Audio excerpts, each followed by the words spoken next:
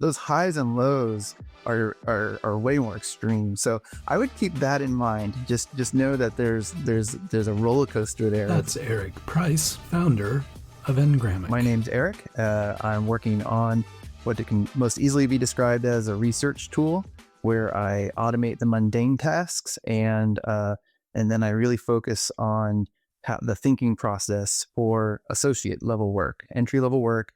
My theory here is that we don't have a world where we can replace entry level workers. We need to help them become better at what they do and give them the tools to do that. Was there any specific inspiration for this concept, or was it just that now is the right time to do it kind of thing? Yeah. So, I think first I probably got pulled into it as a technologist and wanted to see what the technology would do because I'd been serving in a business function for quite some time, working in private equity. And it was like the siren's call when I saw this unexplainable capability. So I just started building things and playing with it. But then I started looking at it from the problems that I dealt with and the type of work that I was doing. The private equity group I worked for was pretty small. So I would do associate work and VP level work and thinking about those pain points that we had and started developing it. And then really that idea of it being a tool to help people become better at their job, I think just came from iteration and exploration and thinking about what Gen AI technology might look like when we come on the other side of the trough of disillusionment, things that, are really going to be lasting. In this day and age, like AI is part and parcel of what a lot of people are pursuing. Of course. Was there anything specific about AI that enabled you to pursue this in a more meaningful way? This probabilistic computing capability that we've never had before opens up all kinds of doors about what can be done and trying to capture, in my case, the knowledge and experience of more senior people, and then trying to make sure that and giving that a way to distribute that down to people in a way that's flexible. I will highlight though, as a solo founder who used to be a hardcore programmer, spending a significant amount of time in Visual Studio Code, writing C++ code, being able to have automated code has been just unreal. I have like the architecture chops from my past, but some of the newer technologies and syntactical things that you have to learn have just melted away with having AI generated code assistant tools.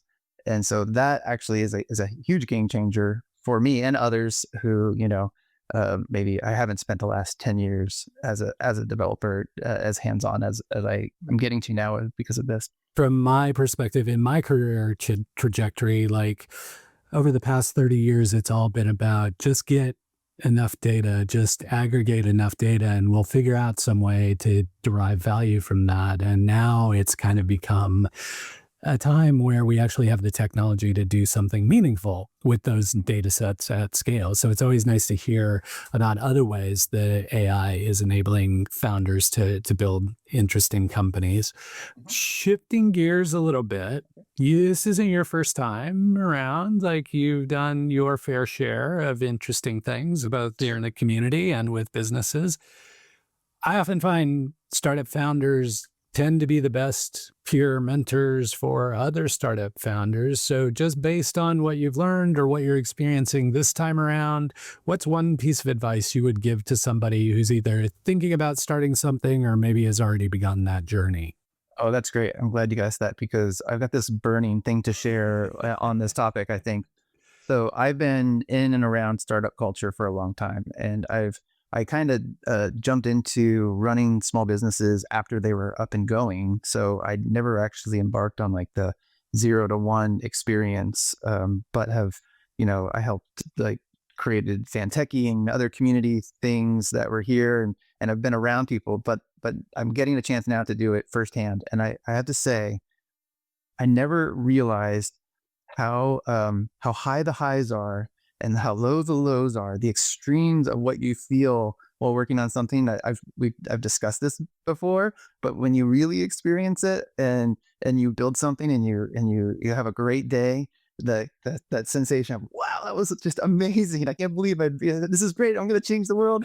And then if you have a bad week and things kind of like don't work as well, it's just like, oh my gosh, everything is crashing down. And those highs and lows are way more extreme. So I would keep that in mind. Just know that there's a roller coaster there. And I was explaining this to my buddy the other day. He's like, you're not driving to any revenue yet, are you?" And I'm like, "Yeah." And I'm still talking about these highs and lows and thinking about what it would be like if my highs and lows, involve people's livelihoods too. Fully agree. We even did some analysis. As folks might know, I used to run a startup accelerator program. And what we found was being in a peer environment of other founders often exacerbated the highs. So the highs were even higher, the lows were even lower. And like people would like crater simultaneously or be exuberant You simultaneously. really have to be prepared for that. Yeah. And It's hard. I don't know if you can maybe, but at least giving the heads up of it might be even more extreme than you think. And I've only been on this journey for about 9 months, so there's so many more highs and lows to come. Yeah, to be sure. And as part of that journey, either in information or staying up to date on the latest technology or just being a human trying to survive through this process, what's one startup resource that you find yourself going to? It's other people. It really is. It really is other people. You can. I mean, it's great that we can have these in-depth AI conversations, and they can spread you a little bit wide, but there's just no replacement. I've had several friends that I've reached out to during this process where, like, just the one or two sentences that they gave me just saved me so much time and put me back on the right track. I mean, we need tech friends. You need to, if you're working in tech, you need tech friends, because there's so many avenues to go down and so many dead ends, and we've all gone down different roads and had different successes and different failures, and no one person can go through all of them. So being able to have others that can help you with that and share their experiences and vice versa. I mean, that's one of the things that makes this process and this space so fun. Incredibly well said. And I really appreciate that perspective. In terms of you and what you're working on, how can we be most helpful? Are there things you need? Are there connections you need? Are there people you'd like to talk to? Thinking about my journey and how I'm looking at trying to build support for the product that I'm building, um, I'm really looking for like early adopter supporters that are from the space of where I came from, and that is in private equity, in which we're not a big private equity town. And so it's not that there's a ton of people around. So I have to kind of pull through my networks and my second networks of folks who have connections with other people. I have my own, but there's plenty to be had in terms of what I really need are people that are interested in what I'm building, want to test it out. I have a closed beta that I'm bringing people on, and I see it as early adopter partners. I'm not building a product where I'm going to go out and try to get my first 1,000 customers. This is a business that if I have 10 customers is going to be a pretty viable concern at that point. So I'm searching for those 10 people, and maybe a handful of them are floating around in Portland.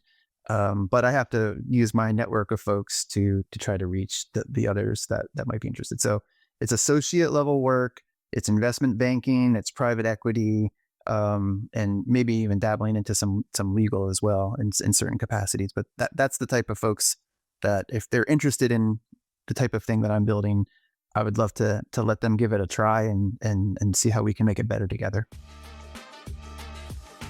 Do you have a startup story to tell? I would love to hear from you.